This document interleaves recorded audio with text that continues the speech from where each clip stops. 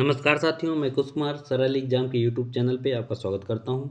आज हम फिर से यूपी स्पेशल जीएस और हिंदी के कुछ महत्वपूर्ण प्रश्नों का सेट लेकर आपके समक्ष हाजिर हुए हैं। उम्मीद है कि आपको यह वीडियो अच्छा लगेगा और आने वाली परीक्षाओं के लिए हमारे पढ़ाए हुए इन क्वेश्चनों में से आपको अधिकतर मिलेंगे। ठीक, तो शुरू करते हैं हम अपनी क्लास का पहला प्रश्न हिंदी से। प्रश्न है हमारा, और जो भी मेरे नए दोस्त इसमें जुड़ रहे हैं वो कृपया इस चैनल को ज़्यादा से ज़्यादा सब्सक्राइब करें और आगे अपने दोस्तों तक फैलाते रहें, जिससे मेरा मोटिवेशन बना रहेगा और हम आपको नई नई क्लासों की वीडियो निरंतर भेजते रहेंगे। शुरू करते हैं हम अपनी क्लास का पहला प्रश्न। यशोदा में प्रयुक्त संधि का नाम क्या है? ऑप्शन ए स्वर संधि, ऑप्शन बी व्यंजन संधि, ऑप्शन सी विसर्ग और ऑप्शन डी इनमें से कोई नहीं। तो यशोदा जो है वो दो शब्दों से मिलकर बना है, यश प्लस दा, ऐसे मिलकर बना है, यश प्लस दा से बना है। ठीक, तो यहाँ पे क्या लगा है? विसर्ग लगा है, तो इसका मतलब है विसर्ग संधि का उदाहरण है, तो इसका राइट आंसर होगा सी ऑप्शन।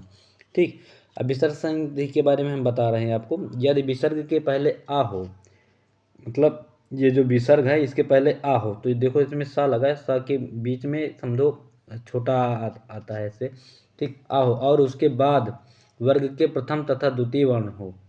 ठीक, तो ता था दाधा, ठीक ये आया, इसमें आ आया। ठीक, फिर भी छोड़कर अन्य कोई वर्ण आए, तो इसमें क्या बताया है? प्रथम तथा द्वितीय वर्ण को छोड़कर अन्य कोई वर्ण आए, जैसे कि यारा लावा हा हो तो आ को विसर्ग मिलाकर ओ हो जाता है। ठीक, आ को विसर्ग मिलाकर जैसे आ आया और ओ आया, ये हलंत आया, विसर्ग आया, तो इसको जोड़ के क्या बनेगा? ओ बन जाएगा। तो इसमें क्या है? ओ बना कि नहीं बना? ये यशोदा, तो इसका विसर्ग संधि उदाहरण राइट होगा ये आंसर।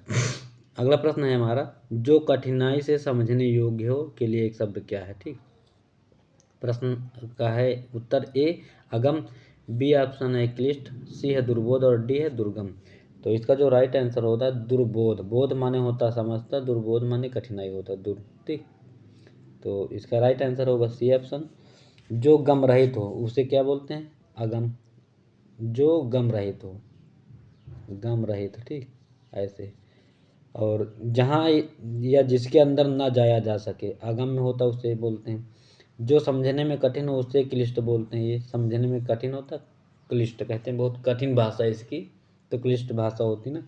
और जहाँ जाना कठिन वो दुर्गम, इसका ये है। और जो समझने में कठिन वो दुर्बोध होता है। अगला प्रश्न है हमारा, शब्द युग्म के सही अर्थ भेद का चयन कीजिए। इसमें है अम्बुज और अम्बुद। तो इसका ऑप्शन ए है कमल बादल, बी ऑप्शन है जल कमल, सी है समुद्र कमल और डी है बादल और समुद्र। तो अम्बुज तो होता है इसका जल का, और अम्बुज बन जाएगा तो अम्बुज हो जाएगा कमल का। तो इसमें देख लीजिए कि अम्बुज का जो पर्यायवाची कमल किस में है? इसमें नहीं ये कटा, इसमें नहीं ये कटा, इसमें नहीं ये कटा, कमल इसमें है। अम्बुद माने होता है बादल, तो बादल भी इसमें है, तो इसका राइट आंसर होगा ए ऑप्शन। ठीक, अगला प्रश्न है हमारा, निम्नलिखित में से अर्जुन का पर्यायवाची कौन सा शब्द नहीं है पूछा। ठीक, इस पर विशेष ध्यान दीजिए। ए ऑप्शन है कौंतेय, बी है पार्थ और सी है नारायण और डी है धनंजय। ठीक, तो जो कौंतेय है इसका मतलब कुंती के जो पुत्र अर्जुन है, तो इसका मतलब कौंतेय, ये भी सही होगा। बी ऑप्शन है, इनको महाभारत और श्री कृष्ण आप लोग देखे होंगे, इनको पार्थ भी श्री कृष्ण कहते हैं, तो ये भी सही होगा। सी जो है नारायण, नारायण तो हरि का रूप है। ठीक, ये हरि का पर्यायवाची। और धनंजय, ये धनंजय भी इनका अर्जुन का ही रूप है। इसका राइट आंसर जो है नहीं पूछा तो नहीं है नारायण। ठीक, नारायण के और रूप हम आपको बता दें, गरुड़ध्वज, अच्युत, जनार्दन, विभु, विश्वरूप, ऋषिकेश आदि ये विष्णु के रूप है। और जो अर्जुन के और रूप हम बता रहे हैं आपको, पार्थ है, भारत है, गांडीवधर है, कौंतेय और गुड़ाकेश भी अर्जुन के पर्यायवाची रूप में आते हैं। अगला प्रश्न हमारा है, ये भी पर्यायवाची पूछा गया है, बाण का पर्यायवाची कौन सा है? अर्च, उर्वी, आशुग। तो है तो घोड़े का है, इसका मतलब ये है ही नहीं। ठीक, और इसमें जो अर्च है, अर्च जो है ये किरण का पर्यायवाची होता है।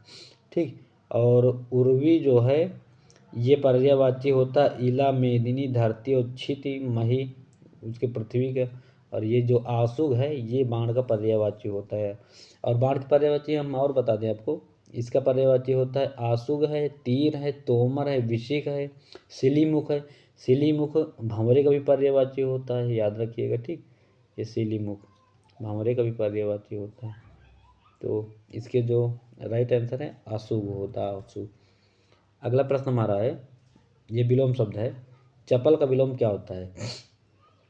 चप विलोम चपल चंचल, ठीक। ए ऑप्शन गंभीर, बी ऑप्शन वाचाल, सी है चंचल और डी है उद्यमी। तो चपल का जो विलोम होता है, चपल का विलोम होगा गंभीर और इसका विलोम होगा अगंभीर, ठीक।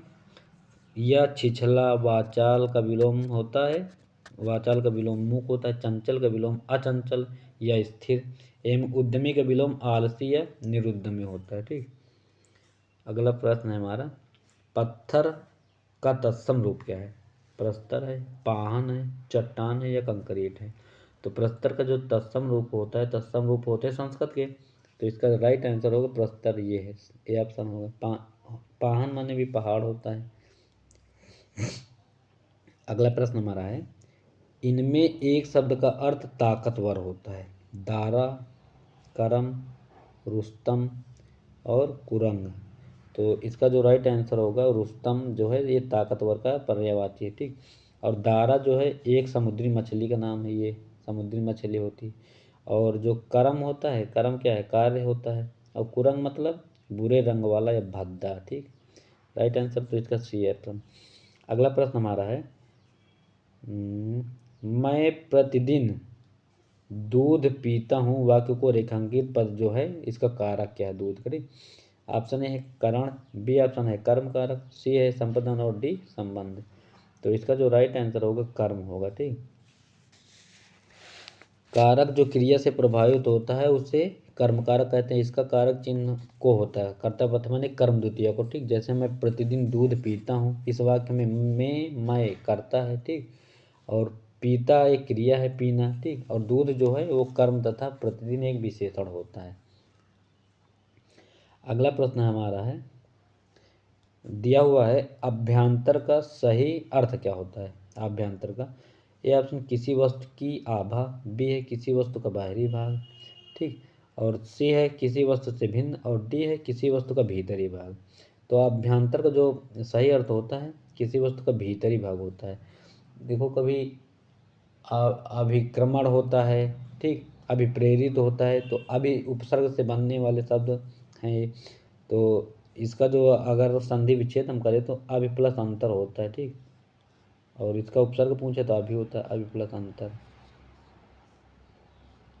अंतर ये अभिमान्य आंतरिक भाग होगा, ठीक। ये इसका डी आंसर। अगला प्रश्न हमारा है, वर्तमान काल के कितने भेद होते हैं?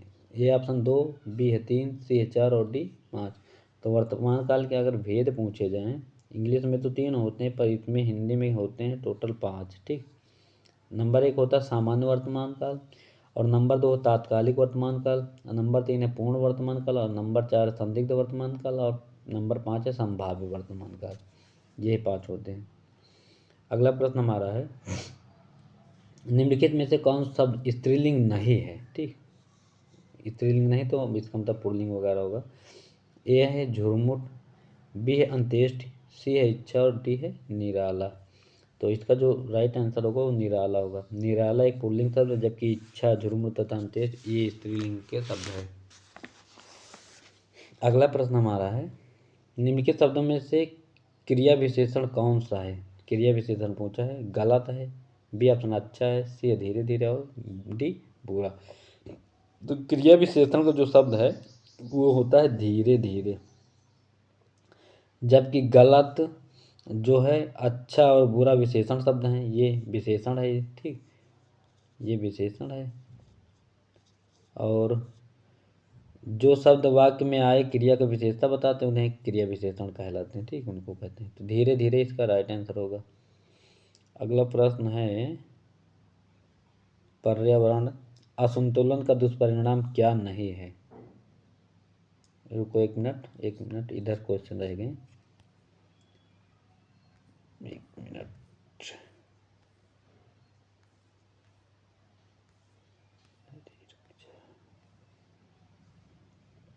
14 ये आ गया।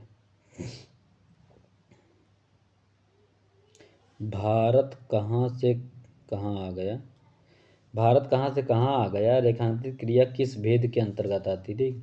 ए ऑप्शन उन्मुक्त, बी है सकर्मक, डी है द्विकर्मक और डी है संयुक्त।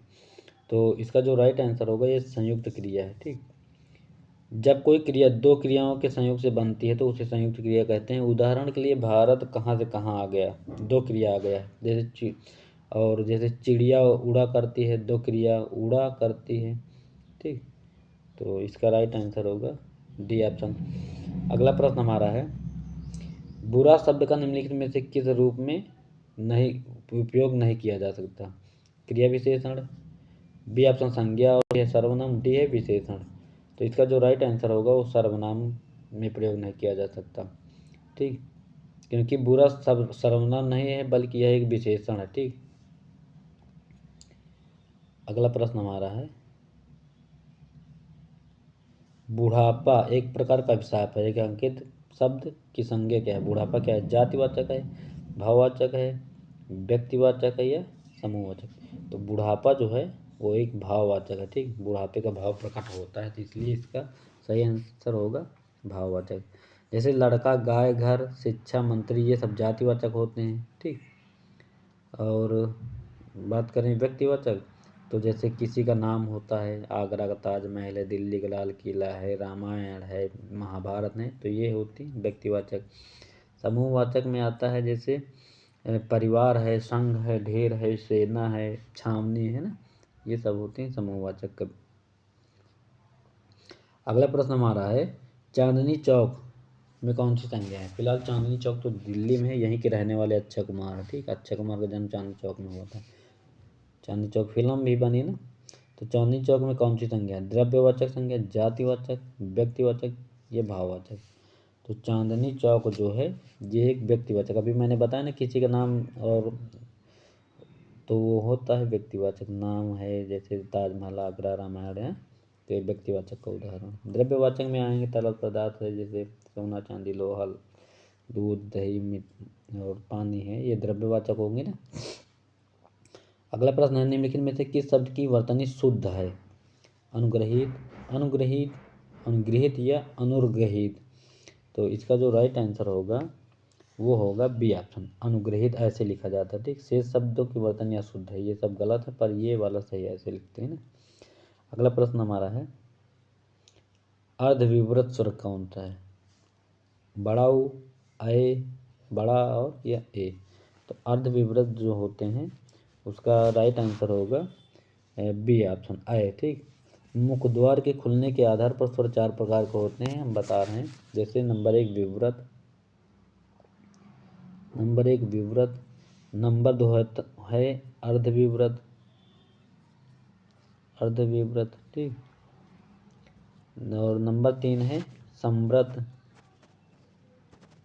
संवृत, और नंबर 4 होता है एक विवृत, अर्धविवृत, संवृत और अर्धसंवृत, अर्धसंवृत होता है। ठीक, एक अर्धसंवृत, अर्धविवृत और अर्धसंवृत। ठीक, ये होता है, ये चार होते हैं। इसका जो राइट आंसर है फिलहाल इसका बी होगा। ठीक, आए। अगला प्रश्न हमारा, जैसे हम बता दें संवृत और समृत के अंतर्गत कौन कौन से शब्द आते हैं। तो विवृत के अंतर्गत जिन स्वरों के उच्चारण में मुखद्वार पूरा खुला हो, जैसे आ, ये होता है विवृत। ठीक, और अर्ध विवृत के माध्यम से मैं बता रहा हूँ जिन स्वरों के उच्चारण में मुखद्वार आधा खुला है, जैसे आ, ए, आए और आ, आओ, तो इसमें मुखद्वार आधा खुला है।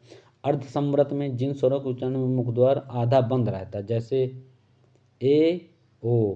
ठीक, और संवृत में बता दें जिन स्वरों के उच्चारण में मुखद्वार लगभग बंद रहता है, जैसे ई, बड़ी ई, ऊ और बड़ा ऊ। ठीक, तो इसमें पूछा क्या, आय अर्धविवृत स्वर है ना, तो देखो अर्धविवृत में आया आएगा। अगला प्रश्न हमारा है, पायो जी मैंने राम रतन धन पायो किसकी रचना, फेमस रचना है ये, तो ये किसकी है, सूरदास की है कि मीराबाई की है, कबीरदास की है, डी तुलसीदास। तो इसका राइट आंसर जो होगा वो फिलहाल मीराबाई से संबंधित यह रचना है। ठीक, जो भक्ति साधना के कृष्ण भक्ति से संबंधित रखती हैं। राजस्थान में इनका जन्म हुआ था। ठीक, अगला है गद्यांश है, इसको पढ़ लेते हैं। एक मिनट, इसको थोड़ा और छोटा कर लें। गद्यांश दिया है, इसमें से कम 5 प्रश्न आते हैं हर गद्यांश में। तो प्रारंभ से ही प्रकृति और मनुष्य का अटूट संबंध रहा है। प्रकृति और मनुष्य का संबंध अन्योन्याश्रित और परस्पर सह अस्तित्व पर निर्भर है। प्रकृति ने मानव के लिए जीवनदायक तत्वों को उत्पन्न किया है। मनुष्य ने वृक्षों के फल, बीज, जड़ें आदि खाकर अपनी भूख मिटाई है। पेड़ पौधे हमें केवल भोजन ही प्रदान नहीं करते हैं, अपितु जीवनदायिनी वायु, ऑक्सीजन भी प्रदान करते हैं। वातावरण से कार्बन डाइऑक्साइड को ग्रहण करते हैं और ऑक्सीजन बाहर निकालते हैं। पृथ्वी पर हरियाली स्रोत पेड़ पौधे ही हैं। वर्षा के कारण कारक यही पेड़ पौधे ही होते हैं। मनुष्य ने अपनी आवश्यकताओं की पूर्ति के लिए वन संपदा का अंधाधुंध दोहन किया है, जिसके कारण प्राकृतिक असंतुलन उत्पन्न हो जाता गया है। पर्यावरण ऑक्सीजन की कमी और कार्बन डाइऑक्साइड की बढ़ोतरी तथा पर्यावरण प्रदूषण के कारण अनेक प्रकार की घातक बीमारियां फैल रही हैं। पेड़ पौधों की कमी के चलते अनावृष्टि मतलब कम बारिश, मैंने एक दिन बताया भी था। अन्न लगा ना, आ मने नहीं और वृष्टि मने बारिश, तो जहाँ पे बारिश नहीं होती, सूखा और भूमि क्षरण की समस्या पैदा हो जाती। और इसमें पेड़ पौधे हमें क्या नहीं देते, तो पहला प्रश्न इसी से संबंधित है। भोजन नहीं देते, क्या ऑक्सीजन नहीं देते, हरियाली नहीं देते, जल नहीं देते। तो पेड़ पौधे में क्या नहीं देते हैं, तो इसका जो राइट आंसर होगा वो होगा जल। ठीक, लेकिन फिलहाल गद्यांश के अनुसार पेड़ पौधे की वजह से बारिश होती है, ये तो पक्का है। ठीक, लेकिन फिलहाल इसमें डी ऑप्शन सही होगा। अगला प्रश्न है 22 नंबर, ये दिया हुआ प्रश्न है हमारा, पर्यावरण असंतुलन का दुष्परिणाम क्या नहीं है। ठीक, नहीं पूछा है। ऑक्सीजन की कमी के कारण कार्बन डाइऑक्साइड में बढ़ोतरी, पर्यावरण प्रदूषण के चलते घातक बीमारियों का बढ़ना, सी है पेड़ पौधों की कमी के कारण बाढ़, अनावृष्टि, सूखा और भूमि क्षरण की समस्याएं पैदा होना, डी है छायादार वृक्षों में फल नहीं लग जाना। तो इसका सीधा तो जवाब है ये छायादार वृक्षों में फल नहीं लग जाना, यही होगा। और सारे तो कारण हो सकते बट ये नहीं है। अगला प्रश्न है दूसरा, फिर से गद्यांश पद्यांश आ गया। दिए गए पद्यांश के आधार पर प्रश्नों को उत्तर देने। वर्दंत की पंगति कुंद कली, अधराधर पल्लव लोचन की, चपला चमकै घन बीज जगै छवि मोतिन माल अमोलन की, घुंघरारी लटै लटकै मुख ऊपर, कुंडल लाल कपोलन की, निवछावर प्राण करें तुलसी, बलि जाऊं ललाइन बोलन की। ठीक, बहुत अच्छी लाइन है ये तुलसीदास की। इसमें से प्रश्न पूछे गए हैं, उनकी व्याख्या हम बता रहे हैं आप लोगों को। इस पद्यांश में कौन सा रस है, करुण रस, वात्सल रस, श्रृंगार रस, या शांत रस। देखो, तो जो इसमें है ये वात्सल मात्र प्रधान रस है, जिसका जो राइट आंसर फिलहाल होगा ये वात्सल्य रस। ठीक, इसका बी ऑप्शन। वात्सल्य रस का स्थायी भाव वात्सल्यता होता, अनुराग होता है, अथवा संतान विषयक रति है। उक्त पंक्ति में राम के बाल स्वरूप का वर्णन किया गया है। ठीक, इसमें तो जो बच्चे का वर्णन किया जाता है तो वहाँ पे वात्सल्य रस ही होता है। डपोर संघ मुहावरे का अर्थ क्या है, इसमें विशेष तरह का संघ, बेसिर पैर की बातें करने वाला, सी है बहुत बड़ी गिनती, डी है भारतीय संघ। तो डपोर संघ का जो राइट आंसर होता है वो होता है बेसिर पैर की बातें करना। ठीक, हम भी जब कक्षा 8 में 6 7 में पढ़ रहे थे तो हमारे जो प्रिंसिपल साहब थे वो टीचरों को यही कहा करते थे, जब कोई बात बिगड़ जाती थी उन लोगों से तो कहते थे कि तुम डपोर संघ हो क्या। बिल्कुल।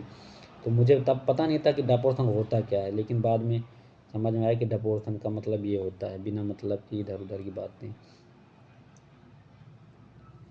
अगला प्रश्न हमारा है, ससिमुख पर घूंघट डाले में कौन सा अलंकार है, उपमा, रूपक, उत्प्रेक्षा या यमक अलंकार। तो ससिमुख पर घूंघट डाले जो है ये रूपक अलंकार का उदाहरण। ठीक, इसमें यह रूपक दिए गए उदाहरण में मुख उपमेय, जो मुख है वो उपमेय है, पर शशि जो चंद्रमा का है उपमान का आरोप है। तो उपमेय उपमान में अभेद दिखाया गया है, अतः यह रूपक अलंकार का उदाहरण है। ठीक, उपमा में किसी की उपमा होती है। उत्प्रेक्षा अलंकार में बार बार शब्द आता है। यमक अलंकार में जैसे कनक कनकते, ठीक, शब्द एक ही जैसे होते हैं पर उनके अर्थ अलग अलग ना। अगला प्रश्न है, मंगल करनि कलि मलि हरनि तुलसी कथा रघुनाथ की उपयुक्त पंक्ति में कौन सा छंद है? ठीक, तो चौपाई है, हरगीतिका है, रोला है या मालिनी है? तो इसका जो राइट आंसर होगा वो है हरगीतिका है। ठीक, इसके प्रत्येक चरण में 28 मात्राएं होती है, जबकि चौपाई तथा रोला सममात्रिक छंद होते हैं। तो चौपाई में कितनी होती है? इसमें 16 मात्राएं होती है। हरगीतिका में 28 मात्राएं होती हैं। ठीक, सबसे ज़्यादा इसी में होती हैं। और जो रोला है, रोला ये है, इसमें 24 मात्राएं होती। मालिनी वार्णिक छंद है और प्रत्येक चरण में इसमें 15 मात्राएं। ये याद रखना क्योंकि पूछा जाता है इन सब चीज़ों में कि किसमें कितनी मात्राएं होती हैं। ठीक, तो इसका तो फिलहाल बी ऑप्शन है। अगला प्रश्न हमारा है, रस कितने प्रकार के होते हैं? ए ऑप्शन 3 प्रकार के, बी है 7 प्रकार के, सी है 8 और डी 9। तो आप पढ़े होंगे रस कितने प्रकार के होते हैं। तो रस फिलहाल 9 प्रकार के होते हैं। ठीक, भरत मुनि ने काव्य के आवश्यक तत्व के रूप में रस को प्रतिस्थापित किया। इनके अनुसार रस हैं, जैसे श्रृंगार रस का रति है, ठीक, करुण रस का शोक है, वीर रस का उत्साह है, हास्य रस का हास है, रौद्र का क्रोध होता है, भयानक रस का भय होता है, विभत्स का जुगुप्सा और अद्भुत का आश्चर्य है। इसमें शांत रस को प्राय विद्वान 9वां रस मानते हैं। ठीक, जो शांत रस है, पूछ लेते हैं कभी कभी कि 9वां रस कौन सा है, तो 9वां रस है जो शांत रस। अगला प्रश्न हमारा है 28 की बात, 28 है, निम्नलिखित में से शुद्ध वाक्य कौन सा है? आज रविवार का दिन है, वह अनेकों लोगों से मिलकर आ रहा है, अपनी स्वेच्छा से जाना है तो जाइए। और डी है, 4 आदमियों ने हरिद्वार की यात्रा की। तो इसका जो राइट आंसर होगा वो फिलहाल डी होगा। ठीक, यह शुद्ध, 4 आदमियों ने हरिद्वार की यात्रा की, शुद्ध, ये है शुद्ध वाक्य। अन्य शुद्ध वाक्य इस प्रकार हैं, इनको बताते हैं।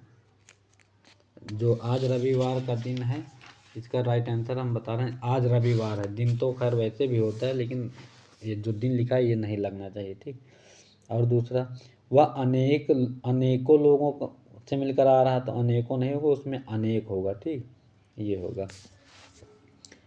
अगला प्रश्न हमारा है, कमल नयन में कौन सा समास है? कमल नयन में तत्पुरुष समास, द्विगु समास, बहुब्रीहि समास या द्वंद्व समास? तो कमल नयन है जो, इसमें बहुब्रीहि समास होता है। ठीक, तीसरा पद प्रधान है ना। तो कमल नयन किसका रूप है? कमल नयन में तीसरा रूप निकल के आता है। कमल रूपी नयन किनके हैं? भगवान राम के हैं। ठीक, इसका राइट आंसर होगा सी। इसमें तीसरा पद प्रधान होता है। द्विगु समास होता संख्यावाची, द्वंद्व में 2 पद प्रधान होते हैं। अगला प्रश्न हमारा है, जिसका उपचार न हो के लिए एक शब्द, दुसाध्य, असाध्य, श्रम साध्य या साधनहीन? तो असाध्य होता है, कुछ ऐसी बीमारियां होती जिनका इलाज नहीं होता है, अगर उस भाषा को हम नाम दें तो असाध्य होता है उसका असली नाम। दुसाध्य तथा जिसका उपचार श्रम से किया जाता है उसे श्रम साध्य कहते हैं, और जिसका उपचार कठिनाई से है उसे दुसाध्य कहते हैं। ठीक, अगला प्रश्न फिलहाल अब इसमें जीएस के प्रश्न शामिल हैं, उनके बारे में भी हम चर्चा करते हैं। 1 मिनट जरा, रस हो गया, हिंदी का चैप्टर हो गया है, जीएस से संबंधित प्रश्नों के बारे में पढ़ लेते हैं। ये है इधर,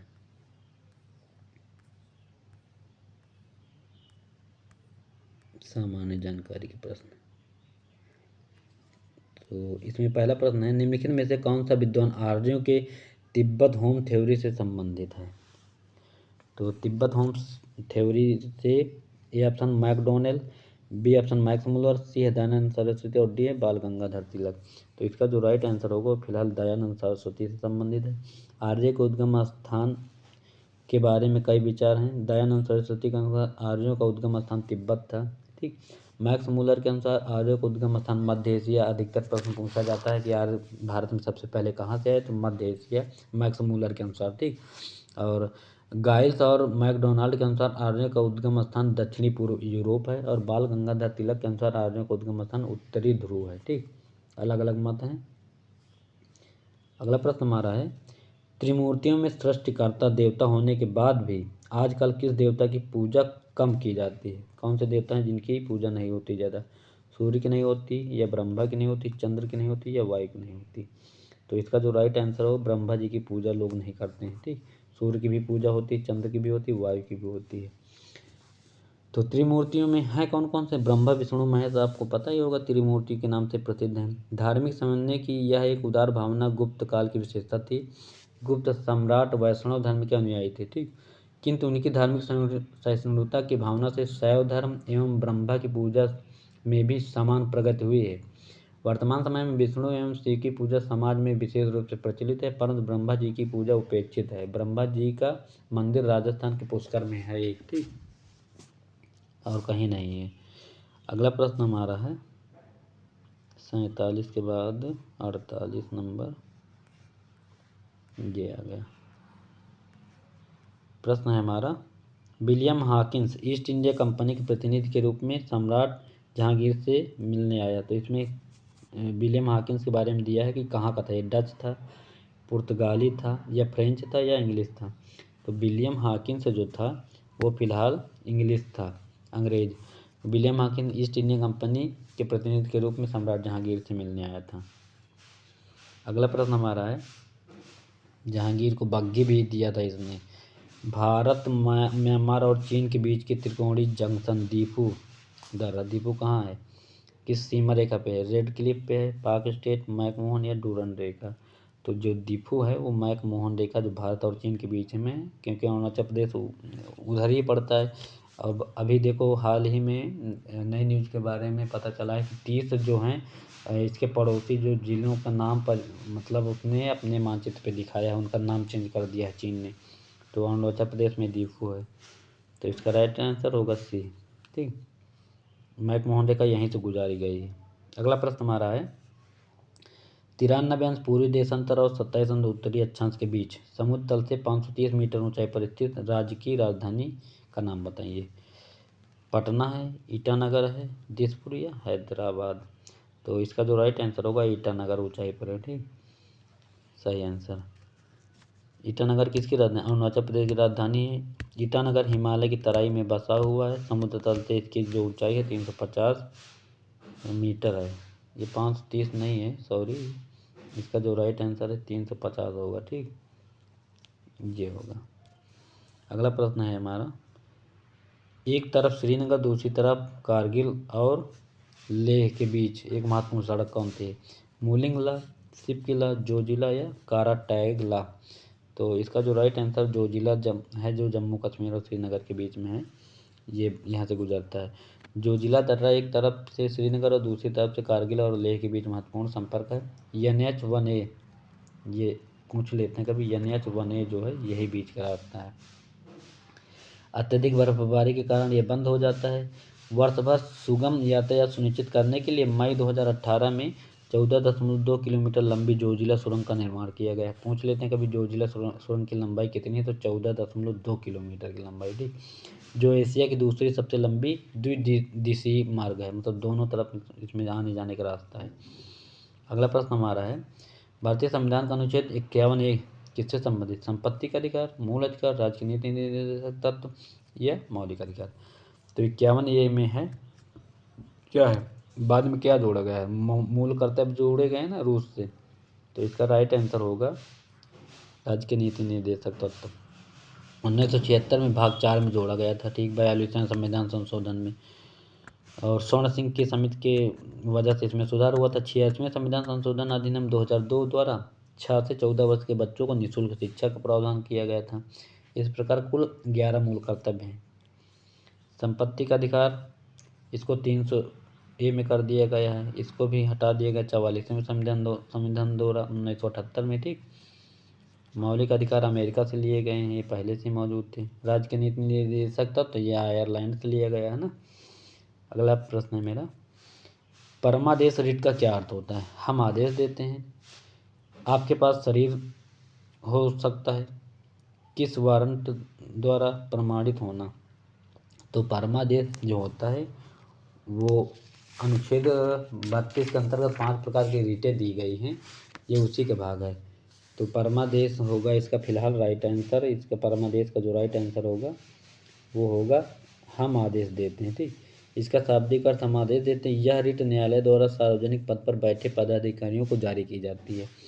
इसे किसी भी सार्वजनिक इकाई, निगम, अधीनस्थ न्यायालयों, प्राधिकरणों या सरकार के खिलाफ समान उद्देश्य के लिए जारी किया जाता है। और इसी को जो अनुच्छेद 32 है उसको भीमराव अम्बेडकर ने संविधान की आत्मा भी माना है। ठीक, संवैधानिक उपचारों का अधिकार जो है अनुच्छेद 32 के अंतर्गत ही आता है। अगला प्रश्न हमारा है, राज्यों के महाधिवक्ता की नियुक्ति कौन करता है? हाई कोर्ट के मुख्य न्यायाधीश, बी ऑप्शन राज्य के राज्यपाल, सी है राज्य के मुख्यमंत्री, या डी भारत के राष्ट्रपति। तो जो राज्यों में होता है, राज्यों के महाधिवक्ता की जो नियुक्तियां होती हैं उसकी नियुक्ति राज्यपाल करता है। जैसे केंद्र में क्या होता है, राष्ट्रपति करता है, महान्यायवादी होता है। उसके समक्ष राज्यों में जो होता है महाधिवक्ता होता है। तो राज्य में काम राज्यपाल को होता है राष्ट्रपति के समक्ष, और केंद्र में राष्ट्रपति होता, तो केंद्र में राष्ट्रपति महान्यायवादी का करता है, और राज्य में महाधिवक्ता का नियुक्ति राज्यपाल करता है। सी आप इसका बी आंसर है। अगला प्रश्न हमारा है, भारत के किस संविधान के अनुच्छेद में कहा गया है कि भारत के क्षेत्र में सभी प्राधिकरण नागरिक और न्यायिक सर्वोच्च न्यायालय के सहायक के रूप में कार्य करेंगे? तो अनुच्छेद 121 है, अनुच्छेद 137, अनुच्छेद 157 या अनुच्छेद 144। तो इसका राइट आंसर होगा अनुच्छेद 144 है। ठीक, अनुच्छेद 121 की बात करें तो ये संसद में चर्चा पर निर्बंध है, और अनुच्छेद 137 जो है निर्णयों या आदेशों का उच्चतम न्यायालयों द्वारा पुनर्विलोकन है, और अनुच्छेद 157 में राज्यपाल बनाने की योग्यता भारत का नागरिक को 35 वर्ष की आयु पूरी कर चुका है, उसमें यह सिस्टम दिया हुआ है। इसका तो फिलहाल राइट आंसर होगा 144 डी। अगला प्रश्न हमारा है, निम्नलिखित में से कौन सा देश के वित्तीय स्वास्थ्य का सूचक है? जीडीपी, मुद्रास्फीति सूचकांक, सी ऑप्शन थोक सूचकांक, और डी विकल्प में से कोई नहीं। तो इसका जो राइट आंसर है जीडीपी होता है ना, कहीं जीडीपी बढ़ गई है, जीडीपी गिर गई है ना, तो इसका राइट आंसर होगा फिलहाल ये अपन। इसका फुल फॉर्म हम बता दें जीडीपी का, तो ग्रॉस डोमेस्टिक प्रोडक्ट कहा जाता है इसको। अगला प्रश्न हमारा है, एचडीआई किन 3 क्षेत्रों में विकास का मापक है? स्वास्थ्य, शिक्षा, आमदनी, खाद्य सुरक्षा, रोजगार, आमदनी, कृषि, उद्योग, सेवाएं, या ऊंचाई, भार, ढंग। तो एचडीआई का जो है संबंध वो है फिलहाल इससे कृषि, उद्योग और सेवाओं से संबंधित है। अगला प्रश्न हमारा है, इधर एक मिनट, क्वेश्चन नंबर है 58 हो गया ना? नहीं, 58 ये है ना, ये 57 नंबर, एक मिनट जरा रुकिए। 56, 57 क्या है? 56, 57 ये है, तो 57 का फिलहाल सी आंसर ना। अगला प्रश्न है हमारा,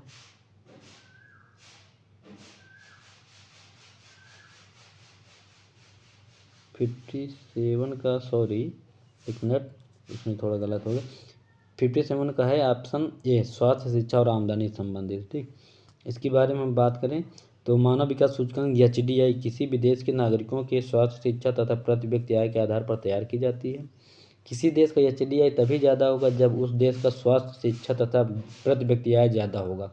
एचडीआई को पाकिस्तानी अर्थशास्त्री महबूब उल हक ने भारतीय अर्थशास्त्री अमर्त्य सेन के साथ 1990 में शुरू किया था। अगला प्रश्न है 58 नंबर का, इधर 58 ये है 58 नंबर। निम्नलिखित में से किसका उपयोग भारतीय रिजर्व बैंक की मौद्रिक नीति को लागू करने के प्राथमिक साधन के रूप में किया जाता है? ए ऑप्शन मुंबई अंतरबैंक प्रस्तावित दर, कॉल मनी, सी रेपो दर, और डी वचन पत्र। तो इसका जो राइट आंसर होगा फिलहाल 58 का वो होगा रेपो दर। ठीक, रेपो दर क्या होता है? रेपो दर का उपयोग भारतीय रिजर्व बैंक की मौद्रिक नीति को लागू करने के प्राथमिक साधन के रूप में किया जाता है।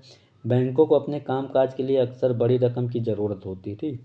बैंक इसके लिए रिजर्व बैंक से अल्पकालीन ऋण मांगते हैं और इस ऋण पर रिजर्व बैंक को उन्हें जिस दर पर ब्याज देना पड़ता है उसे रेपो रेट कहते हैं। तो रेपो रेट जो है रिजर्व बैंक छोटे बैंकों को जो ऋण देती है उसके बदले में जो ब्याज लेता है उसे रेपो रेट कहते हैं। अगला प्रश्न हमारा है, बढ़ती का नाम जिंदगी निम्नलिखित में से किस बैंक का टैगलाइन है? बैंकों में देखो तो टैगलाइन लगा होता है, तो पूछ लेते हैं एग्जाम में कि टैगलाइन किसका है। तो इंडियन बैंक है, सिंडिकेट है, या एक्सिस या कॉरपोरेशन बैंक। तो इसका जो राइट आंसर होगा फिलहाल ये होगा एक्सिस बैंक का है। ठीक, एक्सिस बैंक का टैगलाइन है बढ़ती का नाम जिंदगी। और इलाहाबाद का है ए ट्रेडिशनल ऑफ ट्रस्ट। बैंक का बड़ौदा का इंडिया का इंटरनेशनल बैंक। और भारतीय महिला बैंक का जो है एम्पावरिंग वुमेन एम्पावरिंग इंडिया। और देना बैंक का जो है ट्रस्टेड फैमिली बैंक। ये इनके टैगलाइन है। अगला प्रश्न हमारा है, आगा खा कप किस खेल से संबंधित है? ए क्रिकेट से, बी फुटबॉल से, सी है लॉन टेनिस, या डी हॉकी से। तो आगा खा जो है वो हॉकी से संबंधित है। आगा खा कप, इस कप की शुरुआत की बात अगर हम करें तो सुल्तान मोहम्मद शाह ने 1903 में की थी। 1903 में। ठीक, हॉकी भारत का राष्ट्रीय खेल है और पाकिस्तान का भी है। अगला क्वेश्चन हमारा है, फरवरी 2023 में अंतर्राष्ट्रीय बायोटेक कॉन्क्लेव का उद्घाटन किस स्थान पर किया गया? फिलहाल ये 2023 का करंट की बात है, पढ़ लेते हैं, पूछ भी लेते हैं कभी कभी, पिछला भी। तो ए ऑप्शन है गंगटोक, बी है इम्फाल, सी है गुवाहाटी, या डी दिसपुर। तो इसका जो सही जवाब है वो है इम्फाल। 23 फरवरी 2023 में केंद्रीय विज्ञान और प्रौद्योगिकी मंत्री जितेंद्र सिंह ने 25 फरवरी 2023 को इम्फाल, जो मणिपुर की राजधानी है, अंतर्राष्ट्रीय बायोटेक कॉन्क्लेव का उद्घाटन किया। इस कॉन्क्लेव की थीम है reimagine ethno pharmacology globalisation of traditional medicine. अगला प्रश्न हमारा है, फरवरी 2023 में एयरपोर्ट पासपोर्ट जारी करने की पुलिस सत्यापन की प्रक्रिया में तेजी लाने हेतु विदेश मंत्रालय द्वारा शुरू की गई मोबाइल एप्लीकेशन का नाम क्या है? A option M passport police app, B है एम पासपोर्ट ऐप, ई है ई पासपोर्ट ऐप, या D E passport police app. तो इसका जो सही जवाब है वो होगा E M passport police app. फरवरी 2023 में पासपोर्ट जारी करने की प्रक्रिया में तेजी लाने के लिए विदेश मंत्रालय ने E M passport police app launch किया है। यह ऐप पुलिस कर्मियों को 5 दिनों में डिजिटल और पेपरलेस सत्यापन रिपोर्ट जमा करने की अनुमति देता है। क्योंकि जब किसी का पासपोर्ट बनता है ना तो पुलिस का वेरिफिकेशन होता है, जो घर में आती पुलिस और जानकारी लेती कि आखिर ये आदमी करता क्या है, जाना कहाँ जाता है, पैसा कहाँ से आता है, ये सारी जानकारी जुटाई जाती है। मतलब कोई आपराधिक मामला तो नहीं है उसके खिलाफ, कोई एफआईआर दर्ज तो नहीं है कि मतलब भाग रहा हो देश गांव छोड़ के ना, इस मैटर में पुलिस आती है। फरवरी 2023 में मोसी 2 सैन्य अभ्यास किन 2 देशों के मध्य हुआ? चीन पाकिस्तान, चीन नेपाल, चीन रूस, या डी रूस जापान। तो इसका जो राइट आंसर होगा वो होगा चीन और रूस के बीच होगा। हिंद महासागर में यह हुआ था। और संयुक्त नौसैनिक सैन्य अभ्यास मौसी 2 संपन्न किया गया। दक्षिण अफ्रीका ने भी इस सैन्य अभ्यास में भाग लिया था। अगला प्रश्न हमारा है, फरवरी 2023 में भारत ने किस देश के साथ द्विवार्षिक प्रशिक्षण अभ्यास दस्तलिक 2023 के लिए चौथे संस्करण का आयोजन किया? ए ऑप्शन कजाकिस्तान, बी है उज्बेकिस्तान, सी है बांग्लादेश, और डी इंडोनेशिया। तो इसका जो राइट आंसर हो दस्तलिक, ये पूछा भी जाता है, इंडोनेशिया के साथ हुआ है। 21 फरवरी 2023 को उत्तराखंड के पिथौरागढ़ में भारतीय और उज्बेकिस्तान की सेना के बीच मिलिट्री टू मिलिट्री एक्सचेंज कार्यक्रम के हिस्से के रूप में द्विवार्षिक प्रशिक्षण अभ्यास दस्तलिक 2023 के चौथे संस्करण की शुरुआत हुई है। इस अभ्यास में 14वीं बटालियन गढ़वाल राइफल्स को भारतीय दल का प्रतिनिधित्व मिला था। अगला प्रश्न हमारा है, फरवरी 2023 में यूएस चैम्बर्स ऑफ कॉमर्स द्वारा जारी इंटरनेशनल आईपी इंडेक्स में 55 प्रमुख भारतीय अर्थव्यवस्थाओं में भारत का स्थान क्या है? ए ऑप्शन 41, बी है 42, सी है 43, या डी 44। तो इसका जो सही जवाब है फिलहाल 42 पे थी। फरवरी 2023 में यूएस चैम्बर्स ऑफ कॉमर्स द्वारा जारी इंटरनेशनल आईपी इंडेक्स में 55 प्रमुख वैश्विक अर्थव्यवस्था में भारत 42वें स्थान पे है। 2023 में संयुक्त राज्य अमेरिका जो पहले स्थान पे, इसमें अंतर्राष्ट्रीय बौद्धिक संपदा सूचकांक को आधार बनाते हुए प्रमुख अर्थव्यवस्थाओं की स्थिति को दर्शाया जाता है। अब है 65 के बाद हैं कुछ कंप्यूटर के प्रश्न, लेकिन हम कंप्यूटर के प्रश्नों को नहीं, यूपीजीएस से जो संबंधित प्रश्न हैं इनके बारे में कुछ चर्चा हम कर लेते हैं। यूपीजीके, एक मिनट, यूपीजीके कंप्यूटर के प्रश्न हम बाद में इकट्ठा करवा देंगे, आप लोगों को परेशान मत होइएगा, ठीक। धीरे धीरे इसके बाद हम कंप्यूटर के प्रश्न पढ़ाएंगे। 10-15 मिनट की क्लास में आपको 20-25 क्वेश्चन जो भी आते हैं करवा दिया करेंगे। यह है उत्तर प्रदेश स्पेशल, कहाँ चला गया जी। यूपीजीके के महत्वपूर्ण प्रश्नों के बारे में हम लोग पढ़ लेते हैं। संयुक्त प्रांत का नाम उत्तर प्रदेश में बदलने के बाद उत्तर प्रदेश के प्रथम राज्यपाल कौन है? तो इसका ऑप्शन है होरमास जी फिरोज शाह मोदी, श्री कन्हैयालाल कानेकलाल मुंशी, श्री बराह गिरी वेंकटगिरी, डॉक्टर बी रामकृष्ण राव। तो इसका जो राइट आंसर है फिलहाल, एक मिनट, 81 नंबर, इसका राइट आंसर होगा ए ऑप्शन, होरामास फिरोज शाह जी हैं इसके राज्यपाल बने थे। इनके कार्यकाल की बात करें तो 2/5/1949, 2/5/1949 से 1952 तक इनका कार्यकाल माना जाता है, ठीक। उत्तर पश्चिम प्रांत 1836 से, और उत्तर पश्चिम आगरा एवं अवध प्रांत 1877 से, संयुक्त प्रांत आगरा एवं अवध 1902 में, और संयुक्त प्रांत जिसे यूनाइटेड प्रोविंस के नाम से जानते हैं 1937 से, और उत्तर प्रदेश 24 जनवरी 1950 में बना। फिर अगला प्रश्न हमारा है वर्ष 2011 की जनगणना के अनुसार उत्तर प्रदेश साक्षरता दर में 2001 में 2011 तक की वृद्धि कितनी हुई? 11.34%, 14.45%, सी है 13.45%, या डी 14.54। तो इसका जो राइट आंसर होगा फिलहाल इसका ए है 11.34% साक्षरता दर। अगला प्रश्न हमारा है जनगणना से कम 3 या 4 प्रश्न आते हैं, आप लोग सब पढ़ लेना एग्जाम के पहले। 2011 के अनुमानों के अनुसार भारत में निम्नलिखित में से कौन सा सर्वाधिक जनसंख्या वाला राज्य है? ए ऑप्शन बिहार, बी है मध्य प्रदेश, सी है महाराष्ट्र, या डी उत्तर प्रदेश। तो सर्वाधिक जनसंख्या पूछा तो सर्वाधिक जनसंख्या तो उत्तर प्रदेश में रहती है, तो इसका राइट आंसर फिलहाल यही होगा उत्तर प्रदेश। कितना परसेंट? 19.898%, 98% है, ठीक। 16.51 इतने करोड़ है और इतनी % जनसंख्या है, ये करोड़ में है 19। और बिहार की बात करें तो बिहार में क्या है, सबसे ज़्यादा जनसंख्या घनत्व 1106 प्रति वर्ग किलोमीटर व्यक्ति। अगला प्रश्न है हमारा ज्ञानदीप शिक्षा योजना उत्तर प्रदेश में प्रारंभ कब हुई थी? सितंबर 2000 में, अक्टूबर 2001, सितंबर 2002 या दिसंबर 2002। तो जो ज्ञानदीप है इसकी शुरुआत हुई थी सितंबर 2002 में। उत्तर प्रदेश प्राविधिक शिक्षा के लिए ज्ञानदीप शिक्षा योजना चलाई गई थी। यह योजना उत्तर प्रदेश के प्रतिभाशाली शिक्षा प्राप्त करने के लिए शिक्षा ऋण उपलब्ध कराने से संबंधित थी।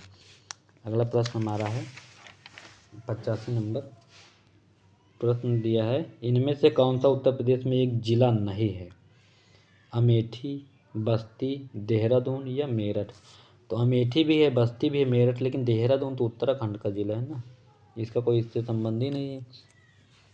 9 नवंबर 2000 को उत्तर प्रदेश से उत्तराखंड अलग हुआ था, तो देहरादून भी अलग हो गया था 13 जिले लेकर, तो उत्तराखंड की राजधानी देहरादून है फिलहाल। अगला प्रश्न हमारा है उत्तर प्रदेश पंडित दीनदयाल उपाध्याय पशु चिकित्सा विज्ञान विश्वविद्यालय और गौ अनुसंधान कहाँ पर है? गोरखपुर में, मेरठ में, सी है लखनऊ, या डी मथुरा में। तो इसका जो राइट आंसर होगा ये फिलहाल मथुरा में है, गाय श्री कृष्ण की थी ना, तो मथुरा में ही है।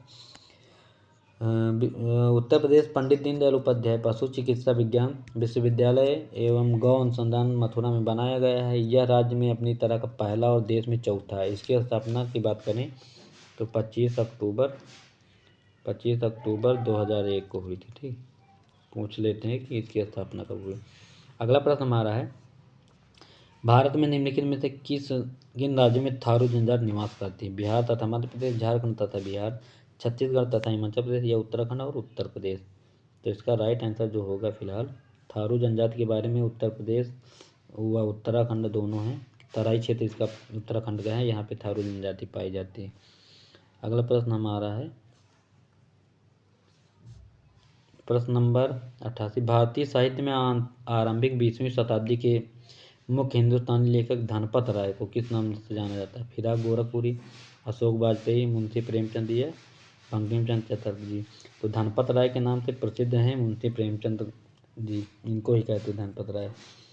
प्रेमचंद उर्दू से हिंदी लेखन में आए थे। प्रेमचंद नवाब राय नाम से उर्दू में लिखते थे। इनकी सोजे वतन 1909 नामाना प्रेस कानपुर कहानी संग्रह की सभी प्रतियां तत्कालीन अंग्रेजी सरकार ने जब्त कर ली थी। 20वीं शताब्दी के प्रमुख हिंदुस्तानी लेखक धनपत राय मुंशी प्रेमचंद का ही नाम है। अगला प्रश्न हमारा है, संगीत शिक्षा हेतु उत्तर प्रदेश में जो प्रथम संगीत महाविद्यालय स्थापित हुआ उसका नाम क्या है? भारतीय हिंदू नाटक अकादमी, भारत खंडे हिंदुस्तानी संगीत महाविद्यालय या ऑप्शन 1 मिनट इधर आते हैं, कहाँ गया, ललित कला अकादमी और डी ऑप्शन संगीत नाटक अकादमी। तो इसका जो राइट आंसर है फिलहाल ये होगा बी ऑप्शन। उत्तर प्रदेश में प्रथम संगीत महाविद्यालय भारत खंडे हिंदुस्तान अकादमी, बी ऑप्शन इधर है, ये भारत खंडे हिंदुस्तान संगीत महाविद्यालय, इसका बी ऑप्शन सही होगा। इसकी स्थापना की अगर हम बात करें तो इसकी स्थापना हुई थी 24 अक्टूबर 2000 को। डीम्ड विश्वविद्यालय का दर्जा भी इसे प्राप्त हुआ है। अगला प्रश्न हमारा है, अगला प्रश्न 90, निम्नलिखित में से किसे शेर ए बलिया के नाम से जाना जाता है? भगत सिंह, चंद्रशेखर आजाद, चित्तू पांडे, मंगल पांडे। तो शेर ए बलिया के नाम से जो जाने जाते हैं वो चित्तू पांडे जाने जाते थे। 1857 क्रांति में इन्होंने भी महत्वपूर्ण भूमिका निभाई थी। तो शेर ए पंजाब के नाम से इनको जाना जाता है। उन्होंने 1942 में बलिया में भारत छोड़ो आंदोलन में महत्वपूर्ण भूमिका निभाई और 19 अगस्त में 1942 को बलिया में स्थापित अस्थायी सरकार का नेतृत्व किया। 1857 की क्रांति में नहीं थे, सॉरी, ये 1942 में थे। ठीक, अगला प्रश्न है, मंगल पांडे के घर के ही थे भाई शायद इनके। निम्नलिखित में से किस वर्ष वर्तमान उत्तर प्रदेश का प्रायः संपूर्ण क्षेत्र बंगाल प्रेसिडेंसी से अलग करके आगरा प्रेसिडेंसी के अधीन कर दिया गया? तो ऑप्शन ए है 1832, बी ऑप्शन 1833, सी 1834 और डी 1835। तो इसका राइट आंसर होगा 1833 में हुआ था। 1833 में उत्तर प्रदेश को संपूर्ण क्षेत्र को बंगाल प्रेसिडेंसी से अलग करके आगरा प्रेसिडेंसी के अधीन कर दिया गया और यहाँ एक अलग गवर्नर की नियुक्ति की गई। उत्तर प्रदेश का क्षेत्र कई वर्षों तक बंगाल प्रेसिडेंसी के अधीन रहा है, जहाँ गवर्नर जनरल का शासन रहता है। अगला प्रश्न हमारा है, उत्तर प्रदेश में पूर्वांचल एक्सप्रेस मार्ग निम्नलिखित में से किस नगर से नहीं गुजरेगा? ऑप्शन ए फैजाबाद और अयोध्या, बी है बस्ती, सी है आजमगढ़ और डी मऊ। तो इसका जो राइट आंसर बस्ती से यह नहीं गुजरता है। लखनऊ से चांदसराय से गाजीपुर के हैदरिया तक लगभग इसकी 340.9 किलोमीटर लंबाई है वाला पूर्वांचल एक्सप्रेस मार्ग उत्तर प्रदेश के 9 जिलों से जोड़ता है। 14 जुलाई 2018 को प्रधानमंत्री द्वारा उद्घाटित पूर्वांचल एक्सप्रेस वे मार्ग उत्तर प्रदेश के लखनऊ, बाराबंकी, अमेठी, सुल्तानपुर, अयोध्या, अम्बेडकर नगर, आजमगढ़, मऊ और गाजीपुर को जोड़ता है। यह मार्ग बस्ती से नहीं गुजरेगा। अगला प्रश्न हमारा है, राष्ट्रीय चैम्बर उद्योग एवं वाणिज्य उत्तर प्रदेश में स्थित है कहाँ पे? कानपुर में है, लखनऊ में है, सी आगरा या डी प्रयागराज। तो ये जो है फिलहाल आगरा में ये मौजूद है। इसकी स्थापना की अगर हम बात करें तो 1949 में इसकी स्थापना हुई थी आगरा में। अगला प्रश्न हमारा है, उत्तर प्रदेश में सॉफ्टवेयर तथा बिजनेस प्रोसेस आउटसोर्सिंग उद्योग का सबसे बड़ा केंद्र कहाँ पे है? मेरठ में है, कानपुर में है, नोएडा या वाराणसी। तो सबसे ज़्यादा ये सिस्टम सॉफ्टवेयर वाला टेक्नोलॉजी पार्क नोएडा में स्थापित है।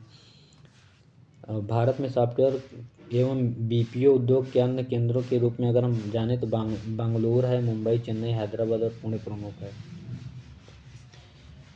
अगला प्रश्न हमारा है, रोजगार की दृष्टि से उत्तर प्रदेश का सबसे बड़ा उद्योग क्या है? सूती मिल, हथकरघा, चमड़ा या सीमेंट? तो रोजगार के में सबसे ज़्यादा उत्तर प्रदेश में हथकरघा है।